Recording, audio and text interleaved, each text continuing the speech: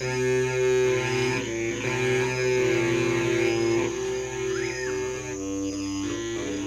installation is called Oca Red, Living Beyond the End of the World. And it's an installation created by an indigenous filmmaker called Takuma Kwikuru. He's from the Kwikuru indigenous communities in the Xingu territory in the Amazon rainforest. And it's a collaboration with Gringo Cardia, who is one of Brazil's leading designers and architects, and an arts research center in London called People's Policy Projects.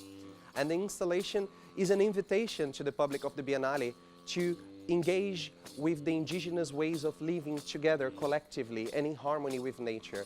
So the installation tries to answer the central question of the Biennale: how will we live together?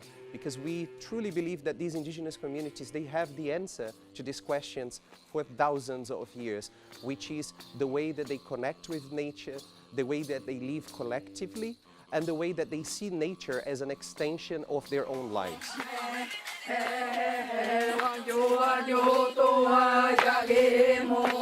So these communities, they share these houses, which are large family houses called Oca, and that's why the title of the exhibition, Oca. And the red comes from the alert, from the alarm, the emergency that we are living right now. Because these communities, beyond the COVID crisis, which has reached and has hit heavily indigenous communities in Brazil, there is also the climate crisis. And these communities are they are on the front line of the struggles in Brazil. This year, the Amazon deforestation has hit its highest deforestation rates in the decade.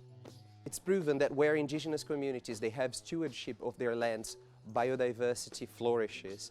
And the Xingu, the territory that we are seeing in this installation, that we are hearing from this installation, is an essential place for the balance of the global environment, the water cycles, the carbon storage. So it's really essential that we respect, understand, and fight for these communities, because their fight is our fight as well. If we are to survive this crisis and the climate crisis in the future, we need to have these indigenous communities with us, and we have to learn a lot from them as well.